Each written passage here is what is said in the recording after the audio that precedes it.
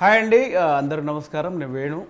So DRP ప్రొడక్షన్లో త్వరలో రాబోతున్న జనక అయితే గనక సినిమా ఒక దాని గురించి ఒక చిట్ చాట్. సరే, దానికి నేను ఎందుకు వచ్చాను అంటే it's my home banner DRP productions. So దాంట్లో నేను మా హన్షిత గారికి ఫోన్ చేశాను. కంగ్రాచులేషన్స్ అండి ఫస్ట్ ఆఫ్ ఆల్ హన్షిత గారు. ఫస్ట్ ఏంటంటే congrats for Filmfare award. Thank you. So నాకు హ్యాపీనెస్ ఏంటంటే కొత్త థాట్స్ని, కొత్త డైరెక్టర్స్ని ఇప్పుడున్న ఇండస్ట్రీలో ఒక డైరెక్షన్ ఛాన్స్ రావడం చాలా కష్టంగా మారిపోయిన టైంలో కొత్త కంటెంట్స్ని తీసుకొని కొత్త డైరెక్టర్స్ని ఇంట్రొడ్యూస్ చేయడానికి ముందుకు వచ్చారు. దానికి నేను నిదర్శనం. బలగం ద్వారా నాకు అవకాశం ఇచ్చారు. అట్లాగే Sandeep, hi Sandeep. So young talent మళ్ళీ ఇలాంటి వాళ్ళ దగ్గర కొత్త పాయింట్స్ అన్నిటిని తీసుకొచ్చి మీరు ముందుకు వస్తున్నారు. అండ్ ఇట్స్ సేమ్ టైం ఏంటంటే జనక అయితే గనక ట్రైలర్ ట్రెండింగ్ 1లో ఉంది. సో నేను చూసి నాకు ఆ కంటెంట్ కాన్సెప్ట్ కొత్తగా అనిపించింది. సీరియస్లీ కొత్తగా అనిపించినప్పుడు సో నా బాధ్యతగా నా సాటి డైరెక్టర్కి అండ్ నా హోమ్ బ్యానర్ కాబట్టి సో సపోర్ట్గా నేను వచ్చి ఈ విషయాలు మన తెలుగు ప్రేక్షకులతో కొన్ని షేర్ చేసుకుందాం. సుహాస్గా ఉన్నాడు. Suhas, hi Suhas. So first of all అందరికీ కంగ్రాచులేషన్స్. ఎందుకంటే ట్రెండింగ్ 1లో ఉంది ట్రైలర్. సో ఆర్గానిక్గా వెళ్ళింది అది. అంటే చూస్తే ఇప్పుడు మనం ట్రెండింగ్ 1 పెట్టగానే మిలియన్స్ ఆఫ్ వ్యూస్ అలా కాకుండా ప్రాపర్ వ్యూస్తో, ఆర్గానిక్ వ్యూస్తో ట్రెండింగ్ 1కి వచ్చింది. సో అది ఆర్గానిక్గా వచ్చింది అనేది నాకు క్లియర్ కట్గా అర్థమైంది అనమాట. ట్రెండింగ్ 1 రాగానే ఒక 10 మిలియన్స్ అలా కాకుండా మనకు 6 lakhs 7 lakhs అని మెల్లిగా వెళ్తుంది. సో అది ప్యూర్ ఆర్గానిక్ అని నా ఫీలింగ్ అది. సో అట్లాగే నాకు ట్రైలర్ చూసినప్పుడు కూడా బాగుంది అనిపించిందండి. మళ్ళీ ఒక యూనిక్ కంటెంట్ ఉంది.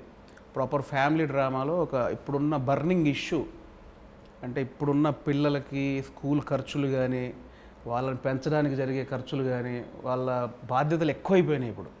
సో ఆ పాయింట్ తీసుకొని దీన్ని చేశారని నాకు క్లారిటీగా అర్థమవుతుంది. అండ్ ఒక జెన్యున్ ఫాదర్ నా పుట్టబోయే పిల్లలకి మంచి లైఫ్ ఇవ్వాలి, మంచి ఫ్యూచర్ ఇవ్వాలి. అది ఇవ్వనప్పుడు నేను కనేందుకు అనేది సో ఆ పిల్లలకి ఎలాంటి భవిష్యత్తుని ఇవ్వాలి, ఇప్పుడు నేను ఇవ్వగలనా లేదా, నా లైఫ్ ఇలా ఉంది అని ఆలోచించే తండ్రి కదా అని నాకు అనిపిస్తుంది. అదే నా బ్రో ఎక్కువ డీటెయిల్ ఇచ్చాను. నాకు ట్రైలర్ చూస్తే అది అనిపించింది. హీరో క్యారెక్టరైజేషన్ కూడా అంతే సార్. యాక్చువల్గా మనందరం కూడా అలాగే ఆలోచిస్తాం. ఒక తండ్రిగా మన వైఫ్కైనా మన పిల్లలకైనా మనం బెస్ట్ ఇద్దాం అనుకుంటాం. అలా ఇవ్వలేనప్పుడు ఎందుకు అని ఆలోచించే పాత్రనే మన సుహాస్ గారు ప్రసాద్ అనే పేరు మీద చేశాం సార్. నిజం. సో దాని దగ్గరకు వచ్చే ముందు హన్షిత గారు కంగ్రాచులేషన్స్. బ్యాక్ టు బ్యాక్ వస్తానే ఉన్నాయి సినిమాలు. అండ్ ఇది కూడా ట్రెండింగ్ 1లో ఉంది. అండ్ ప్రభాస్ గారి చేతుల మీదుగా దీని టీజర్ వచ్చింది. సో ఇది కూడా సాలిడ్గా వెళ్తుంది. చిన్నగా స్టార్ట్ అయ్యి చాలా పెద్దగా ఫాస్ట్గా మూవ్ అవుతుంది. అది కనిపిస్తుంది. సో మళ్ళీ మంచి హిట్ కొడుతున్నారని నాకైతే అనిపిస్తుంది. అవును, ఐఎమ్ ఆల్సో క్వైట్ పాజిటివ్ అండి. లైక్ ద వే మొత్తం షేప్ అప్ అయింది. It's quite positive. Congratulations. And 1 person missing, మన అర్చిత్ గారు లేరు. అవును, ఆయన వేరే పనిలో ఉన్నారు. రిలీజ్ దగ్గరకు వస్తుంది కనిపిస్తుంది. సో చెప్పండి, అసలు ఈ సబ్జెక్ట్ని మీరు ఎంచుకోవడానికి రీజన్ ఏంటి? Actually couple of years back I think covid, it's been more than 4 years. So Harshit wedding Sandeep directed. Okay, ఒక వీడియో చేశారు, ఒక షార్ట్ ఫిలిం చేసి అలా వెళ్తున్న టైంలో అప్పటికి I think he and Harsh were travelling. So ఆ వీడియో టైంలో ఇస్ లైక్ లేదు హర్ష్, ఐ థింక్ నువ్వు కూడా ఒకసారి వినాలి అన్నప్పుడు మేమందరం కజిన్స్ కలిపి విన్నాము స్టోరీ. అందరిని కూర్చోబెట్టి చూడగానే వావ్, ఇట్స్ ఇన్స్టెంట్ రియాక్షన్ వస్తుంది కదా. Instantly I was like it's very new, very different, I think we should do it. అక్కడ స్టార్ట్ అయింది జర్నీ ఇన్స్టెంట్గా. వాట్ ఎవర్ హీ డెవలప్డ్ అది చూడగానే దాని తర్వాత అక్కడ నుంచి జర్నీ స్టార్ట్ అయింది. వెళ్తూ ఉన్నాం. ఇవాళ ఇక్కడ ల్యాండ్ అయ్యాం. ట్రెండింగ్ 1లో ఉన్నాం. ట్రెండింగ్ 1లో ల్యాండ్ అయ్యాం. సూపర్. సో బ్రో, మీకు అసలు ఈ పాయింట్, నేను సుహాస్ దగ్గరికి వచ్చే ముందు ఇలాంటి పాయింట్ చేయాలని ఎందుకు అనుకున్నారు? నాకు తెలిసి మీరు పెద్ద డైరెక్టర్స్ దగ్గర వర్క్ చేశారు. లైక్ ప్రశాంత్ నీల్ గారి దగ్గర చేశారు, ఇంకా చాలా పెద్ద వాళ్ళ దగ్గర రైటింగ్ టీంలో చేశారు. ఇప్పుడు అంత పెద్ద స్కేల్లో కమర్షియల్ ప్రపంచంలో ఉన్న మీరు ఇలాంటి ఒక యూనిక్ కంటెంట్తో నేను డైరెక్టర్గా ఇంట్రడ్యూస్ అవ్వాలి అని ఎందుకు అనుకున్నారు? మిమ్మల్ని ఎగ్జైట్ చేసిన పాయింట్ ఏంది? రైటింగ్గా ఏ కథకైనా ఫిట్ అవుతాను అనిపించింది సార్. బట్ డైరెక్షన్ చేయాలంటే నా జానర్ ఆఫ్ సినిమా కథలు ఇవే అనిపించినాయండి. నేను మిడిల్ క్లాస్ కుటుంబం నుంచి వచ్చినవాడిని, మా నాన్న రైల్వే ఎంప్లాయీ.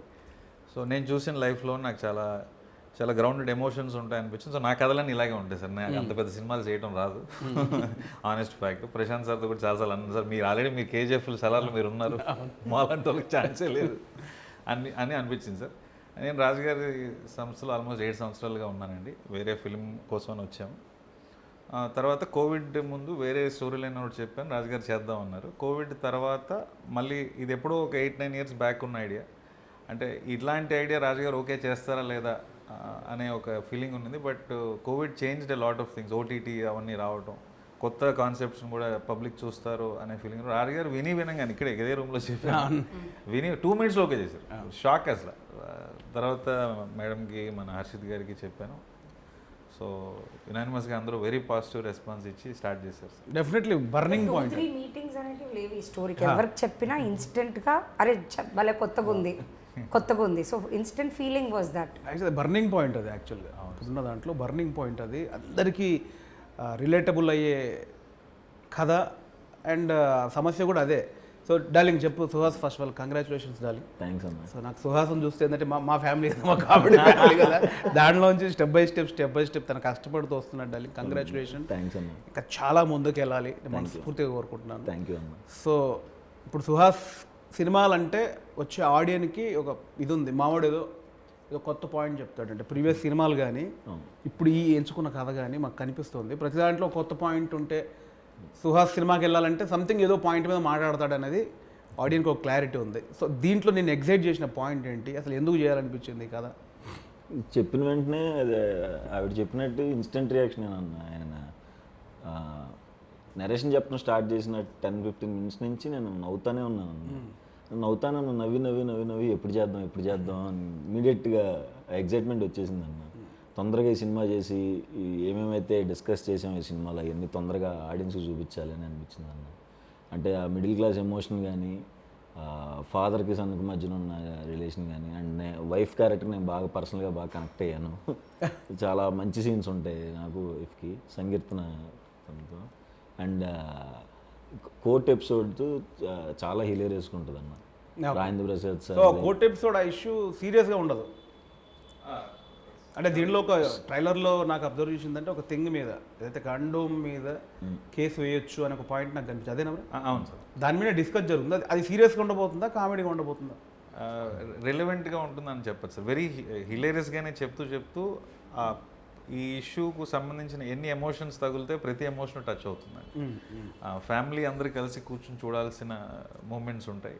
అందరూ కలిసి నిజంగానే చూడాలి. మన పేరెంట్స్ జనరేషన్కి ఉన్న మైండ్ సెట్ ఏంటి, మనం ఉన్న మైండ్ సెట్ ఏంటి, నెక్స్ట్ జనరేషన్ కూడా ఖచ్చితంగా చూసి ఎంజాయ్ చేస్తారు అనుకుంటున్నాను. అవును, డెఫినెట్. అంటే నేను బాగా రిలేట్ ఎందుకంటే నాకు 2 పిల్లలు. మొన్న పాప నాకు ఇప్పటి నుంచే భయం వేస్తుంది. అంటే ఇప్పుడున్న ఈ స్కూల్స్, ఈ గోల, ఈ ఖర్చులు, ఈ మెడికల్ థింగ్స్ ఇవన్నిటి చూసి ఏంటి అసలు ఇప్పుడు ఆ బయట ఉన్న పొల్యూషన్కి వీటన్నిటి నుంచి కాపాడి వీళ్ళకి బెస్ట్ లైఫ్ మా టైంలో ఏదో జరిగిపోయింది, ఇప్పుడు వీళ్ళకి ఎట్లా ఇవ్వగలం అనేది డెఫినెట్లీ ప్రతి ఇప్పుడున్న మిడిల్ క్లాస్ ఇంటి సమస్య అండి. మిడిల్ క్లాస్ ప్రతి ఇంటి సమస్య పిల్లలకి ఏంటి ఫ్యూచర్ని ఇవ్వాలని. సో ఇందులో ఇంకోటి ఏంటంటే ఇప్పుడు ఒక మంచి ఇష్యూ మీద వెళ్తోంది.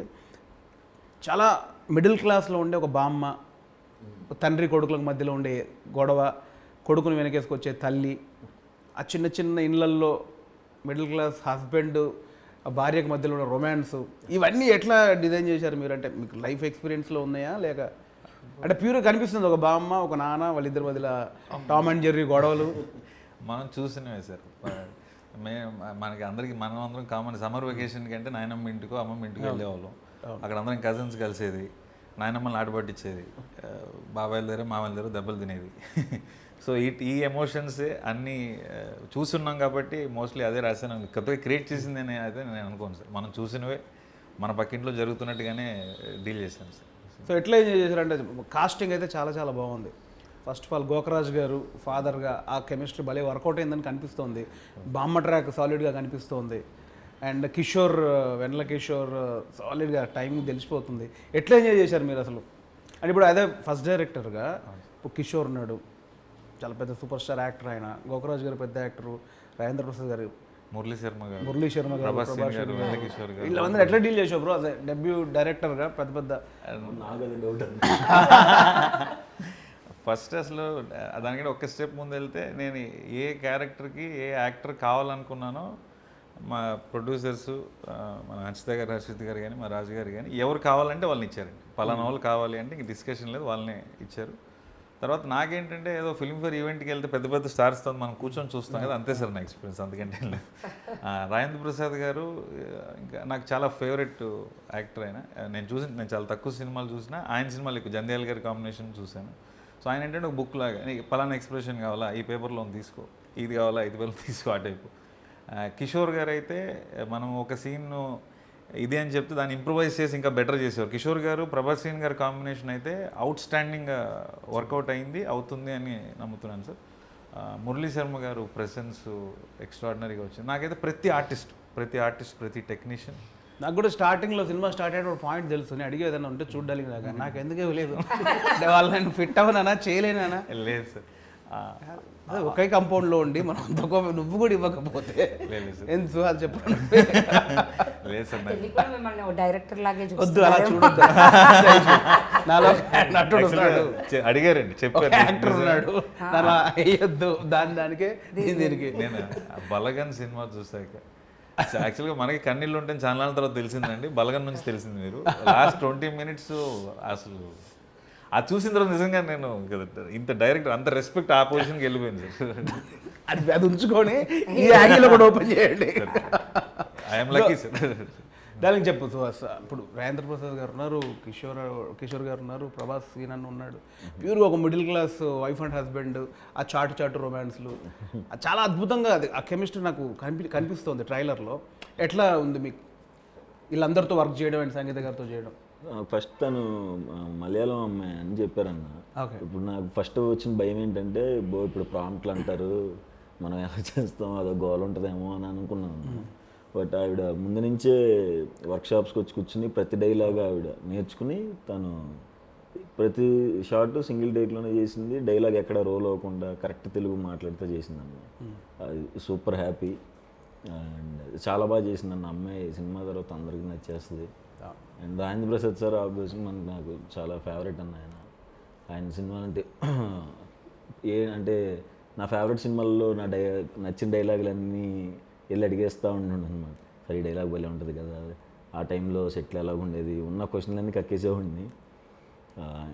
నెక్స్ట్ లెవెల్ ఎక్స్పీరియన్స్ అన్న. అండ్ కిషోర్ అన్న అండ్ ప్రభాస్ సీన్ అన్నది అయితే వాళ్ళిద్దరు సెట్లో ఉన్నప్పుడు అన్న అసలు ఇంకా నవ్వుతూనే ఉంటాం, పొట్టబట్టుకుని అన్న ప్లీజ్ అన్న ఆపండి అన్న అనేదాకా.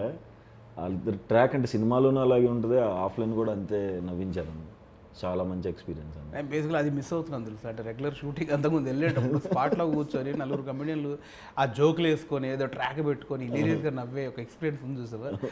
ఈ రూమ్ 4 గోడల మధ్యలో ఉండేవాని గుర్తొస్తే బా అదే ఒక బాధ. అప్పుడు కలిసినప్పుడు కూడా అది మిస్ అవుతున్నాం, మిస్ అయిపోతున్నా నాకు సడన్గా. వాళ్ళందరితో కూర్చొని అవుట్డోర్ 10 రోజులు వెళ్ళి అట్లా ఉంది. ఏం లేకుండా 4 గోడల మధ్యలో ఉండి ల్యాప్టాప్ ముందు పెట్టుకొని ఈ డిస్కషన్లతో వెయిట్లో వచ్చేసి ఓకే ఇంటర్వ్యూలో చెప్పారు, మనం ఆర్టిస్ట్కి వెళ్తే ఏ వాటర్ తీసుకో ఏ షార్ట్ తర్వాత తీసుకో, డైరెక్టర్ అయ్యాక నాకు అర్థమవుతుంది సీరియస్గా. సో అంశ గారు మీరు చెప్పండి, ఇప్పుడు తను లైన్ చెప్పగానే ఒక 2 minutesలోనే మీకు అనిపించింది దీంట్లో ఏదో ఉందని. సో ఆ పేపర్ మీద పెట్టిన ఆ నరేషన్లో ఉన్నది మీకు స్క్రీన్ మీద ఇప్పుడు చూస్తున్నారు. సో ఎప్పుడు కాన్ఫిడెంట్ వచ్చింది తను కథ చెప్పాడు బట్ ఇతను తీయగలడా లేదా, అది చెప్పింది ఎగ్జిక్యూట్ చేయగలడా లేదా అని మీకు ఎప్పుడు అనిపించింది? అంటే ఒక షెడ్యూల్ చూసిన తర్వాత అనిపించిందా, లేదా స్పాట్లో తన వర్కింగ్ స్టైల్ చూసినప్పుడు? No, like we were already proven. Writing side, he's extraordinary and it's already proven thing. Yeah, this is his first movie kabatti almost like the way he was handling and almost starting lone I think he got catch of everything in the first schedule itself. I think ఎస్ వెళ్ళిపోవచ్చు హ్యాపీగా. So first షెడ్యూల్లోనే మాయ చేశారు bro, మొత్తాన్ని lock చేశారు. అంటే కథతోడే ఉంటుంది but step by step అంత ఉంటాయి కదా. టెక్నీషియన్ యా కెమెరామెన్ గారు సాయి శ్రీరామ్ గారు, నాకు ఆయన ముందు నుంచి ట్రావెల్ ఉంది. సో ఆయన డిఓపిగా రావటం, ఆర్ట్ డైరెక్టర్ రామ్ కుమార్ గారు రావటం, మన మ్యూజిక్కి విజయ్ బుల్గాని గారు మెయిన్ టెక్నీషియన్స్ నాకు పిల్లర్స్గా నిలబడ్డారు సార్. వాళ్ళ వల్లే సాయి శ్రీరామ్ గారి సెట్లో ఆర్ట్ డైరెక్టర్ సపోర్ట్ వల్లే 47 డేస్లో షూట్ సో చేసామండి. మ్యూజిక్లీ మనకి ఆ main technician, cameraman, editor, music director, art director వాళ్ళు మెయిన్ బేసిక్గా డైరెక్టర్కి వాళ్ళ ప్రొడక్షన్ నుంచి అది మనకు సాలిడ్గా వచ్చినప్పుడు ఇక మిగతా పనులు చేసుకోవడానికి మనం మైండ్ పెడతాం. ఇక్కడ ఆటోమేటిక్ స్ప్లిట్ అయిపోతుంది కాబట్టి సో అది కూడా కంఫర్ట్ తనకి ఇచ్చారు కాబట్టి, అవును సార్, అనుకున్న టెక్నీషియన్ ఇచ్చారు కాబట్టి మేబీ అంతే కదా bro. 100% sir. Young team editor కూడా పవన్ కళ్యాణ్ కుర్రోడు సార్తో కలర్ ఫోటో నుంచి ఎడిటింగ్ చేస్తున్నాడు. సో వాళ్ళకి ఒక అండర్స్టాండింగ్ ఉంది. టెక్నీషియన్ యాక్టర్స్ నేనేం అడిగితే అది వచ్చినాయి సార్. ఆ విషయంలో వెరీ వెరీ లక్కీ. ప్రొడ్యూసర్స్గా, ప్రొడక్షన్ హౌస్గా వాళ్ళు మీరు అడిగిందాన్ని వాళ్ళు ఇచ్చారు. డెఫినెట్లీ వాళ్ళు అడిగింది కూడా 7th మీరు ఇస్తారని నాకు నమ్మకం. అంటే రెగ్యులర్ ఇంటర్వ్యూలో మామూలుగా అనేయచ్చు నాకు నమ్మకం ఉందని. బట్ ఇంకొక దానికి అడిషన్ నమ్మకం ఎందుకు కలిగిందంటే కంప్లీట్ ఒక డిస్ట్రిబ్యూషన్, ఓవర్సీస్ డిస్ట్రిబ్యూషన్ మొత్తం సుహాస్ తీసుకున్నాడని తెలిసిందే. సో అంటే అక్కడే అర్థమైపోతుంది సినిమా మీద ఎంత నమ్మకం ఉంటే తప్ప ఓవర్సీస్ మొత్తం డిస్ట్రిబ్యూషన్ తీసుకునే సాహసం చేయరు కదా బేసిక్గా. సో అది చేశాడు కాబట్టి అది ఇవ్వబోతున్నారు. సినిమా కాన్ఫిడెన్స్ చాలా ఉంది నీకు సినిమా మీద, అందుకే తీసుకున్నావు. ఏంది నీకు అసలు డిస్ట్రిబ్యూషన్ తీసుకోవాలని ఎందుకు అనిపించింది? సినిమా చేస్తున్నప్పటి నుంచే అదిరిపోయింది. ఓవర్సీస్ తీసుకోవాలనే ఇప్పటి నుంచి ఉండేదన్న నాకు. అయితే ఏ సినిమాకి తీసుకోవాలి అన్నది ఒక ఆలోచన ఉంది. కాకపోతే ఇదేమో direct Dil Raju sir cinema. మనం అసలు అడిగితే వీళ్ళు ఏమనుకుంటారో, ఏమంటారు, ఇలా తిరిగి చూస్తారా, ఏంటి పరిస్థితి అని ఫస్ట్ మెల్లగా మా డైరెక్టర్ని అడిగా, సార్ కొంచెం మాట్లాడండి అంటే ఆయన దిల్ రాజు సార్తో మాట్లాడారు. తర్వాత వెళ్ళి కలిసినప్పుడు ఇట్లా డిస్ట్రిబ్యూట్ చేస్తాను సార్ అన్న. ఓకేనారా, అంత ఈజీగా అయిపోద్ది అని కూడా నేను అనుకోలేదన్నా. ఓకే షూర్ కదా అన్న. షూర్ సార్ అని అలా వచ్చిందన్న. చాలా హ్యాపీ. అది వస్తుందో రాదని భయపడ్డాను. అండ్ ఈ స్టేజ్లో నేను డిస్ట్రిబ్యూషన్కి దిగాను అంటే, అంత డేర్ స్టెప్ వేసాను అంటే సినిమా చూశానన్న. ఆ కాన్ఫిడెన్స్తోనే తీసుకున్నాను. కాన్ఫిడెన్స్ లేకపోతే ఎట్లా తీసుకోవడం కష్టం కదా. సూపర్. అండ్ ఇప్పుడు టెక్నీషియన్స్కి వస్తే విజయ్ బుల్గాని గారు ఆయన బేబీతో ఫెంటాస్టిక్ సాంగ్స్ ఇచ్చారు. అండ్ ఈ సినిమాలో కూడా ఒక సాంగ్ మిలియన్స్ దాటింది అనుకుంటున్నా, నాకు తెలిసి మిలియన్స్లో ఉంది ఒక సాంగ్. అంటే అది కూడా ఆ సాంగ్ కాన్సెప్ట్ కూడా వైఫ్స్ మీద ఎంతసేపు ఇది నన్ను టార్చర్ పెడుతుందనో, లేకపోతే బిఫోర్ మ్యారేజ్ లవ్లో ఉన్నప్పుడు ప్రేమించి ఇలాంటిది ఒకటి వచ్చింది. నా ఫేవరెట్ వైఫ్ అని ఒక సాంగ్ ఏదో ఉంది, బాగుంది, గమ్మత్తుగా అనిపించింది నాకు. ఇది నా ఫేవరెట్ వైఫ్ అని ఉంది. ఎందుకు అట్లాంటి ఒక డిఫరెంట్ థాట్ ఎందుకు? అంటే మీ వైఫ్ని మీరు అంటే మీ పర్సనల్ ఏమన్నా ఉందా? 100% ఉంది సార్. నేను కాదు, నాకు అంత ఫేవరెట్ వైఫ్ 5-6 ఆప్షన్లు ఉంటే one of this my favourite wife అంటాం కదా. ఉన్న ఒక్క వైఫ్ ఫేవరెట్ వైఫ్ అన్నారేంటి? అంటే పెళ్లి చూపు 4-5 జరిగి ఒకరు సెలెక్ట్ చేసి ఉంటాం కదా సార్. ఆ యాంగిల్ వచ్చారా? లేదు నాకు ఇప్పుడు ఫేవరెట్ 4 ఛాన్సులు ఉంటే 1, 2, 3 థర్డ్ నా ఫేవరెట్ అన్నట్టు ఉంటుంది. ఒకటే వైఫ్ కదా ఫేవరెట్ వైఫ్ ఎందుకు? అంటే 4-5 పెళ్లి కూతుళ్ళల్లో అలా ఏం లేదు సార్. ఎట్లా అసలు ఐడియా ఎట్లా వచ్చింది? ఒక చిన్న క్లారిటీ. నాకు నా వైఫ్ అంత సపోర్ట్ చేసింది సార్. నేను సాఫ్ట్వేర్ జాబ్ చేసి మానేసి సినిమాలకు వచ్చాను. సో ఇట్స్ బీన్ ఆల్మోస్ట్ 10-12 ఏళ్ళు అవుతుంది ఈ స్టెప్ జరగక ముందు. సో మన ఆబ్వియస్గా అర్నింగ్ ఉండదు కదా రైటింగ్లో ఐడియల్గా ఉన్నప్పుడు. సో ఆ ట్రావెల్ అంతా కూడా కంప్లీట్గా బర్డన్ అన్నీ తీసుకుంది సార్. సో అంత సపోర్ట్ చేయకపోతే ఆబ్వియస్గా నేను ఇక్కడ సినిమా చేయడానికి వచ్చి ఉండేవాడిని కాదేమో. అందుకని మామూలుగా మనం నా ఫేవరెట్ హీరో అంటాం, లేదా నా favourite heroine, favourite producer, director అంటాం కదా, అట్లా నా ఫేవరెట్ నా పెళ్ళామని కూడా మనం అలగలగాలి కదా అనేసి ఆ థాట్ మాట్లాడుతుంటే కేకే గారు, మన లిరిసిస్ట్ కృష్ణకాంత్ గారు, జెర్సీ, మన అమ్మాడి అవని రాజు, హాయ్ నాన్న, సలార్, సో మనకి సింగిల్ కార్డ్ సార్. ఆయన ఇమీడియట్గా ఇట్లాంటి కాన్సెప్ట్ డెఫినెట్గా బాగుంటుంది అనేసి ఇంకా మిగతాదంతా ఆయన రాసి పెట్టారు సార్. విజయ్ బుల్గాని గారు ఇంకా ఫస్ట్ ట్యూన్ వచ్చి రాగానే హుక్ లైన్ మీదే వచ్చింది సార్ ఫస్ట్. ఇంక ఇమీడియట్గా ఫిక్స్ అలా థాట్ ప్రకారం మనకు ట్యూన్ కూడా సెట్ అవ్వాలి. అది విజయ్ గారు నాకు తెలిసి ఫెంటాస్టిక్ సాంగ్, చాలా చాలా బాగుంది. అది అంటే విన్నా కొద్దీ ఎక్కుతూ ఉంది ఆ సాంగ్. అట్లాగే యూట్యూబ్లో కూడా అట్లాగే పోతుంది, మిలియన్స్లో పోతుంది అది. అవును సార్. అంటే యూనిక్ సాంగ్, కొత్త కంటెంట్. సో బ్రో అంటే ఇప్పుడు ఇంకొకటి నాకు ఒక ఇంపార్టెంట్ పాయింట్, యాక్టర్స్ అందరూ వచ్చేసారు నాకు తెలిసి, పెద్ద అందరు యాక్టర్స్ ఉన్నారు. ఫస్ట్ మూవీకి అంత పెద్ద పెద్ద యాక్టర్స్తో వర్క్ చేసే అవకాశం వచ్చింది. అది నాకు స్క్రీన్ మీద కనిపిస్తుంది అదంతా. సో టీం అంతా కూడా ఎనర్జీగా కనిపిస్తుంది. సో నాకు ఒక పర్సనల్గా ఒక ఇష్యూ ఏంటంటే, ఇష్యూ కాదు, నాకు ఒక డౌట్ ఏంటంటే, ఇప్పుడు దీనిలోకి వచ్చాం కదా, అన్ని మనం చిన్న ప్రతిదీ డౌట్గానే కనిపిస్తుంది. దీన్ని ఎలా ఒప్పించాడు, ఎంత ధైర్యం ఉంటే చేశాడు, వాళ్ళు చెప్పినప్పుడు ఆ పాయింట్ వాళ్ళకి చెప్పినప్పుడు వాళ్ళు ఏమన్నారు, ఇవన్నీ ఉంటాయి కదా. అట్లా మనకు నాకు తెలిసి మన ప్రేక్షకులకు కూడా ఒక డౌట్ ఉంది. ఇప్పుడు కండోమ్ అనే పాయింట్ మీద ఒక కేసు జరుగుతుంది, అంటే హీరో కండోమ్ మీద కేసు వేసినట్టుగా నాకు తెలుస్తుంది. అది ఏంటి అసలు ఆ సెటప్? అది అసలు ఒకవేళ వేస్తే అలాంటి థింగ్స్ మీద వేయొచ్చా, అసలు ఏం జరిగింది? వేయచ్చా అనే క్వశ్చన్ ఫస్ట్ ఆన్సర్ చేస్తే సార్, ఏ ప్రోడక్ట్ మీద అయినా మనము కన్జ్యూమర్ ఫోరం అని ఒకటి ఉంటుంది సార్. మనము కేసు ఫైల్ చేసి, అంటే వాళ్ళు ప్రామిస్ చేసిన విషయం జరగకపోతే, వాళ్ళు లెట్స్ ఏదో ఒక ప్రోడక్ట్ ఇలా వాడితే ఇది జరుగుతుంది అని చెప్పి అది జరగకపోతే, మనం సాటిస్ఫై కాకపోతే కన్జ్యూమర్ ఫోరంలో కేసు వేయచ్చు సార్. చాలా కేసులు జరిగాయి చాలా విషయాల్లో. ఇప్పుడు కాఫీ కప్లో కూడా టెంపరేచర్ ఇంత ఉంటుంది, స్కిన్ బర్న్ అవ్వచ్చు అని రాసింది ఒకనొక కేసు వల్ల. Okay okay. ఎక్కడో వేరే కంట్రీలో ఒక ఆవిడ కాఫీ తీసుకుని పెద్ద ఆవిడ కార్ రివర్స్ చేస్తూ కాల్ మీద పడి స్కిన్ బర్న్ అయిపోయింది, ఆవిడ కేసు వేసారు. ఓకే. లా సూట్స్ అంటారు వేరే కంట్రీస్లో, అక్కడ ఇంకా ఎక్కువ కల్చర్ ఉంది మన దగ్గర కంటే. మరి కాఫీ వేడిగా ఉంటుందని మీకు తెలియదా అని అడిగితే, మరి నువ్వు అది మెన్షన్ చేయాలి కదా అని కేసు వేసి లా సూట్ గెలవటం వల్ల అది రాశారు. ఓకే. సో మనం చూసే ప్రోడక్ట్ల మీద మెజారిటీ ఆఫ్ ద లైన్స్ ఏవైతే ఉన్నాయో, ఎక్కడో చోట ఎవరో చేసిన కేసు వల్ల లేదా కేసు రాకూడదనో అవి రాస్తారు సార్. మనం కూడా చాలా సింపుల్ సైకాలజీ సార్. మనం వీధి చివర మిర్చి బండి వెళ్ళి ప్లేట్ బజ్జీ కొనుక్కుని అది వేడిగా లేకపోయినా మనం పాసిన ముందు ప్లేట్ మార్చమని డబ్బులు ఇవ్వమని అడుగుతాం కదా. సో ఇది కూడా అంతే సార్. సో ఆ పాయింట్ మీద మనకి మంచి డిస్కషన్ ఉంటుంది సినిమాలో, చాలా మంచి డిస్కషన్ సార్. అంటే కండోమ్ మీద కేసు వేసిన పాయింట్ మీద. సెకండ్ హాఫ్ అంతా అవును సార్, అవును సార్. యాక్చువల్గా కాండమ్ మీద కేసు అనేది మెయిన్ కాన్సెప్ట్ కాదు సార్. ఎందుకు వాడు కేసు దాకా వెళ్ళాడు, వాడుకున్న ఇష్యూ ఏంటి అనేది main cinema sir. Okay okay.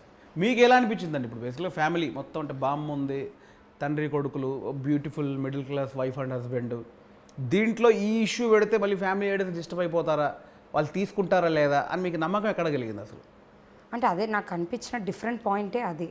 So ఒక సో అండ్ సో ప్లానింగ్లో ఉండే ఒక మిడిల్ క్లాస్ అబ్బాయికి వాడు అన్నీ ప్లాన్గా చేసుకుంటారు, ఈ మంత్ ఇది చేయాలి అది చేయాలి, అలా ప్లాన్ చేసుకున్న వాడు సడన్గా అన్ఎక్స్పెక్టెడ్లీ ఒక బేబీ వస్తే ఎంత బర్డెనో ఆర్ ఎంత రెస్పాన్సిబిలిటీ ఇన్ టుడేస్ లైఫ్.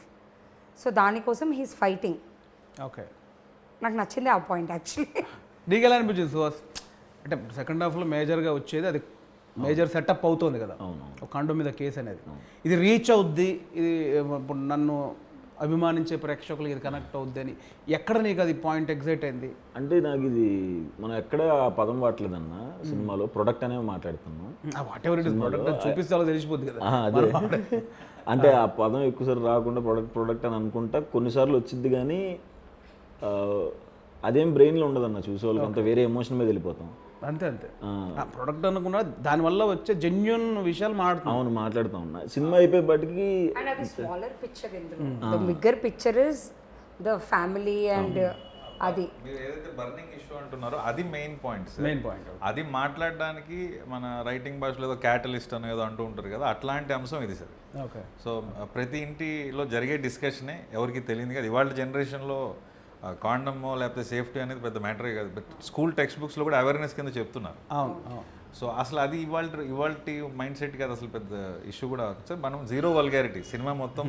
నేను అందుకే చాలా కాన్ఫిడెంట్గా పేరెంట్స్ మన పెళ్ళిడికి వచ్చిన పిల్లలు వాళ్ళ పిల్లలు కూడా కలిసి చూడగలిగిన సినిమా అని ఆనెస్ట్గా ధైర్యంగా చెప్తాను. అది డెఫినెట్లీ ప్రజలకి ఈ సబ్జెక్ట్ మీద ఇంకా అవగాహన పెరగాలి. రీసెంట్లీ ఓ మై గాడ్ 2లో కూడా అవును సార్, రైట్. సెక్స్ ఎడ్యుకేషన్ అనేది పిల్లలకి ఒక చిన్న స్థాయి నుంచే చెప్తే వాళ్ళకు క్లారిటీ ఉంటుంది.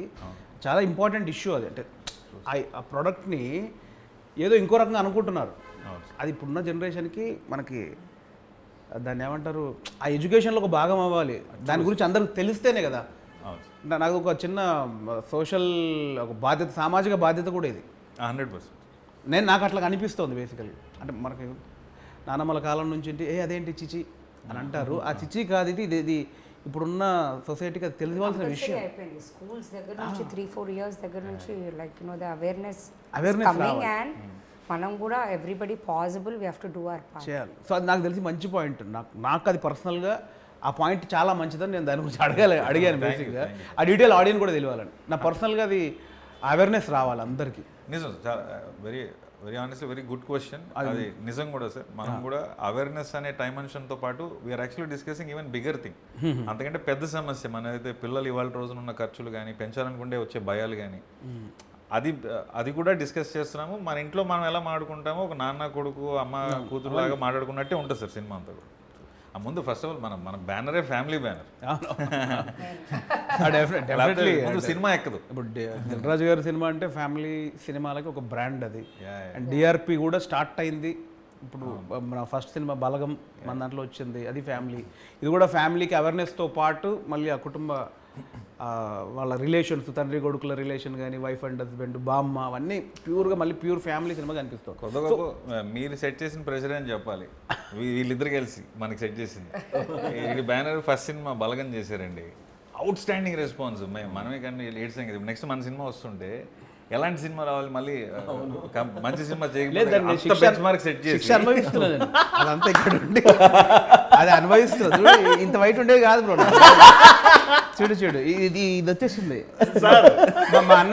మా అన్నయ్యకి విగ్ ఉంటుంది, విగ్ లాగా ఉంటుంది. ఆయన 55 ఏళ్ళు, నాకు పోయింది సగం విగ్ పోయింది. చిన్న ప్లాట్ ఓపెన్ అయింది, చిన్నది 50 యాడ్స్. ఆ ప్రెషర్ ఉంది, లేదు మాకు సార్. అంత మంచి సినిమా ఫస్ట్ బ్యానర్ నుంచి వచ్చాక అది ఎంత రెస్పాన్సిబిలిటీ యాడ్ చేస్తుంది. ముందు రాజు గారు అంటేనే ఒక brand. Next DRP banner, young producers, next Jan producers కొత్త ఐడియాస్ తీసుకొని వస్తున్నారు. ఇంకొక 10 మంది డైరెక్టర్లు ధైర్యంగా వచ్చి మేము ఇక చెప్పచ్చు అనే సంస్థలాగా నిలబడాలని నాకు నేను తీసుకున్న రెస్పాన్సిబిలిటీ కూడా అనిపించింది సార్. అందుకే వెరీ వెరీ ఆనెస్ట్ ఫిలిం అని నేను ధైర్యంగా డెఫినెట్లీ ట్రూ బ్రదర్. యాక్చువల్లీ ఇప్పుడు నేను మీకు నిజంగా థ్యాంక్స్ చెప్పేది ఏంటంటే డిఆర్పి బ్యానర్ ద్వారా ఒక 4 వచ్చాం ఇప్పటికీ. ఒక యంగ్ డైరెక్టర్స్, ఒక కొత్త పాయింట్. వాళ్ళని ఈ కొత్త పాయింట్లు తీసుకోవడానికి కూడా వెల్కమ్ చెప్పే పరిస్థితిలో లేనప్పుడు ఒక బ్యానర్, ఒక కొత్త పాయింట్ ఉంటే ఆ బ్యానర్ వెల్కమ్ ఉంది, కొత్త వాళ్ళకి అక్కడ అవకాశం ఇస్తున్నారు అనేది ప్రూవ్ అయింది. ఇప్పుడు నాతో అయింది, ఇప్పుడు సందీప్ గారి ద్వారా అయింది, ఇంకా 2 సినిమాలు మనవి వస్తున్నాయి, లవ్ మీ ద్వారా అయింది. సో చాలామంది యంగ్ డైరెక్టర్స్ మన బ్యానర్ నుంచి రావాలని మనస్ఫూర్తిగా కోరుకుంటున్నాను నేను. మీరు ఇంకా ఇలాంటి యంగ్ డైరెక్టర్స్ చాలామంది ఎంకరేజ్ చేయాలి. వాళ్ళందరికీ ఒక డిఆర్పి అలా అభయాస్తల్లా కనిపించాలి. మేము కూడా అదే వెయిటింగ్. ఇంకా చాలా కొత్త పాయింట్స్ వినాలి, ఇంకా కొత్తగా ఎక్సైట్ అవ్వాలి. సో సుహాస్ ఓవరాల్గా అంటే ఇప్పుడు సుహాస్ ఫ్యాన్స్ ఏం ఎక్స్పెక్ట్ చేసి రావచ్చు? జనక అయితే గనక, నాకు ఇంకోటి అనిపించింది, సారీ, ఇప్పుడు జనక అయితే గనక దాని గురించి మాట్లాడాలి ముందు. టైటిల్ నాకు ఫస్ట్ హర్షిత్ గారు చూపించినప్పుడే ముందు కన్ఫ్యూజ్ అయ్యారు 2 రోజులు. అంటే నాకు కొంచెం కథ తెలుసు కాబట్టి కథ క్యాప్ట్ బేసిక్గా నాకు పాయింట్ సెటప్ అంతా తెలుసు కాబట్టి జనక అయితే గనక నాకు తెలుసు. బట్ వినగానే కొంచెం జూలకటక చట్పట్లాగా ఉంది, అది విచిత్రంగా అనిపిస్తుంది. అంతే కదా, ఇప్పుడున్న జనరేషన్లో సింగిల్ వర్డ్స్ అన్నీ నడుస్తున్నాయి, సింగిల్ వర్డ్లు, ఇంగ్లీష్ వర్డ్లు. జనక అయితే కనుక సంస్కృతం ఏంటిది, ఇది ఎక్కుద్దా లేదా అనే ఎట్లా టైటిల్ని మీరు, అంటే కథ కరెక్ట్ నాకు తెలిసి ఇప్పుడున్న ట్రెండ్కు విరుద్ధంగా ప్యూర్ తెలుగులో ఇలా ఎందుకు పెట్టాలనిపించింది అసలు? ప్రాబబ్లీ ఇందాక చెప్పిన రాజేంద్ర ప్రసాద్ గారు, జంధ్యాల గారి సినిమాలు ఇన్ఫ్లుయెన్స్ అని చెప్పాలి సార్. చూసిన కొద్ది సినిమాలు ఆల్వేజ్ చూశాను సార్. సో జంధ్యాల గారు అంటే నాకు రైటింగ్ సైడ్ దేవుడి కింద లెక్క. సో మంచి తెలుగు టైటిల్ అంటే బాగుంటుంది అనుకుని చాలా ఆప్షన్స్ ఆలోచించాం సార్. ఎంతో కొంత ఇంగ్లీష్ వర్డ్ వస్తూనే ఉంది. ఇది ఎక్కడో ర్యాండమ్గా తగిలింది సార్. బట్ మీరు అన్నది నిజమే, చాలా మందికి అర్థం కాలేదు జనక అయితే కనుక అదేంటి అని. జనక అంటే జనక మహారాజా అని అడిగారు. యాక్చువల్గా దానికి ఆనందపడ్డా, అట్లీస్ట్ జనక మహారాజ్ తెలుసు మీకు. అదే టైటిల్ కొంచెం ఆగితే అర్థమవుతుంది. ముందు ఏ సినిమా జనక అయితే కనుక ఇది జనక అయితే గనక కొంచెం ఆగితే క్లారిటీ ఉంది, కానీ చెప్పగానే అది అనిపించింది అసలు. నీకు ఎట్లా అనిపించింది ఫస్ట్ ఇది అనుకుంటున్నాం అనగానే? నాకైతే హర్షిత్ గారు చెప్ప ఏంటంటే అది అన్నాను నేను, ఏంటి ఆ ఎక్స్ప్రెషన్ ఏంటి ఇది జనక అయితే గనక అనుకున్నప్పుడు? ఇమీడియట్గా అది భలే ఉందా అనిపించింది అన్న. జనక అయితే కనుక రైమింగ్ బాగుంది, మంచి తెలుగు పేరు. నాకైతే అంటే స్టోరీ తెలుసు, కవర్ చేస్తున్నాడు సార్, మీరు చెప్పండి. ఫస్ట్ నాకు అర్థం కాలేదు, సేమ్ ఇలా ఇది జెన్యూన్. నాకు ఫస్ట్ అర్థం కాలేదు ఏంటి, same pause, okay, then process, తర్వాత వింటా ఉంటే టైటిల్ నచ్చింది. స్టార్టింగ్లో immediately I was like I didn't understand అసలు దాని మీనింగ్ అర్థం బట్ ఓవరాల్గా సినిమా చూసి బయటికి వచ్చిన ప్రేక్షకుడికి క్లారిటీ వస్తుంది ఏంటి జనక అయితే గనక అనేది. మా direction department reaction sir. First night ఏదో మెసేజ్ పెట్టా, ఇది అనుకుంటున్నాను టైటిల్ అంటే బాగుందన్నా అని పెట్టారు ఫస్ట్. తర్వాత నిజంగా బాగుందన్నా నాకు అక్కడ డౌట్ వచ్చింది, నిజంగా నొప్పిస్తారేనా ఇది ఎక్కుతుందా లేదా. బట్ మన హర్షిత గారు చెప్పినట్టు ఆనెస్ట్గా తెలుగు అంతగా అలవాటు లేని ఇవాళ జనరేషన్లో జనక అయితే కనుక అర్థం అవడం కష్టం, కానీ ఒక తండ్రి అయితే ఏంటి, తండ్రి అయితే కనుక అనేది యాక్చువల్ సెన్స్. బట్ సినిమా మీరు అన్నట్టు సినిమా చూస్తే ఆ టైటిల్ ఎందుకు పెట్టాము అని ఇంకా బెటర్గా సాటిస్ఫై అవుతారేమో అని అనిపిస్తుంది. అదే నాకు కూడా అదే ఫీలింగ్. బట్ వినగానే నాకు వచ్చింది అయితే అది డెఫినెట్లీ అది నాకు క్లారిటీగా తెలుగు మీద వచ్చిన పట్టున్నా కూడా నేను ఒక్కసారి అదేనా. సో ఓవరాల్గా ముగ్గురు జనక అయితే గనక నుంచి ప్రేక్షకులు ఏం ఎక్స్పెక్ట్ చేసి రావచ్చు? ఇదేంటి అసలు ఫ్యామిలీ సినిమానా, లేకపోతే ఒక సోషల్ అవేర్నెస్కి సంబంధించిన సినిమానా, లేకపోతే యూత్ఫుల్ ఫన్ ఉండే సినిమానా? I think I can call it a package. Okay, super. Yeah, I think it's a package. Family, where message కొంచెం a bit of awareness, plus there's lot of comedy. That's what you can express from Suhas garu. I think it's a proper package, family entertainer. So అసలు నువ్వేమంటావు? కంప్లీట్గా నవ్వుతారన్న. ఎట్లాంటి tensions ఉన్నా చక్కగా వచ్చి 2 గంటలు నవ్వుకుని మధ్యలో అలా కళ్ళు చెమర్చి కొంచెం ఇలా రిలీజ్ అయ్యి క్లాప్స్ కొట్టి మళ్ళీ నవ్వి థియేటర్ నుంచి బయటకు వెళ్తారు. Super bro. మీది అదే డైరెక్టర్గా వెరీ వెరీ హ్యాపీగా నన్నైతే ఫ్యామిలీ ఈవెంట్ అని అనుకోవచ్చు. మనం ఎలాగో పెళ్ళిళ్ళకి పేరెంట్లకి ఫ్యామిలీలు అందరం కలిసి వెళ్తామో అలా వెళ్ళే ఈవెంట్ అవుతుంది ఈ సినిమా. వచ్చిన వాళ్ళు వచ్చి వాళ్ళలో వాళ్ళు డిస్కస్ చేసుకుని నవ్వుకుంటారు, స్క్రీన్ మీద మాట్లాడే ఆర్టిస్ట్తోనూ మాట్లాడుకుని నవ్వుకుంటారు, ఎమోషన్స్ ఫీల్ అవుతారు. మన ఇంటి కదా, మీ కదా, మా కదా, మనందరి కదా అని అనిపిస్తుంది. వినాయక చవితి రోజున సినిమా రాబోతుందండి. చక్కగా పొద్దున పండగ పూజ కార్యక్రమం అంతా అయిపోయిన తర్వాత మా సినిమాకి కూడా వెళ్ళి మమ్మల్ని కూడా దీవించండి. Thanks. September 7th Vinayaka Chavithi స్పెషల్గా మా దిల్ రాజు ప్రొడక్షన్ నుంచి మీకు ఒక ఫ్యామిలీ ప్యాకేజ్ రాబోతుంది. మార్నింగ్ అందరూ పూజలు ఫినిష్ చేసుకొని మార్నింగ్ షో నుంచి మా మూవీకి వెళ్ళి మా అందరినీ కూడా బ్లెస్ చేయండి. సో వినాయక చవితి సందర్భంగా September 7th మా జనక అయితే కనుక సినిమా రిలీజ్ అవుతుంది. సో వినాయకుడి ఆశీస్సులు మన అందరి మీద ఉండాలని ఎలా కోరుకుంటామో, ప్రేక్షకుల ఆశీస్సులు మా మీద ఉండాలని కోరుకుంటూ మీరు థియేటర్లోనే చూస్తారని ఆశిస్తూ అందరినీ వెల్కమ్ చెప్తున్నాను. ప్లీజ్ వాచ్ జనక అయితే కనుక on September 7th in your nearest theatres. Thank you. So ఇదండి జనక అయితే గనక డిఆర్పి ప్రొడక్షన్ నుంచి నెక్స్ట్ మంత్ September 7th థియేటర్స్లోకి వస్తుంది. సో జనక అయితే కనుక కంప్లీట్ ఫ్యామిలీ ప్యాకేజ్ అంటున్నారు. సో ఫ్యామిలీ ప్యాకేజ్ ఇస్తారా లేదా? నాకైతే అంటే మా బ్యానర్ అని కాదు, నేను ఇంటర్వ్యూ చేయడానికి ముందుకు వచ్చానంటేనే నాకు దానిలో జెన్యున్గా ఒక పాయింట్ నచ్చింది. అవేర్నెస్ ఉంది, ప్యూర్ ఫ్యామిలీ డ్రామా ఉంది. సో నాకు నచ్చుతుంది అనిపిస్తుంది. సో డెఫినెట్లీ ప్రేక్షకులందరూ September 7th జనక అయితే కనుక థియేటర్లోకి వచ్చి చూసి కొత్త టీంని ఎంకరేజ్ చేస్తారని మనస్ఫూర్తిగా కోరుకుంటున్నాను. Thank you so much.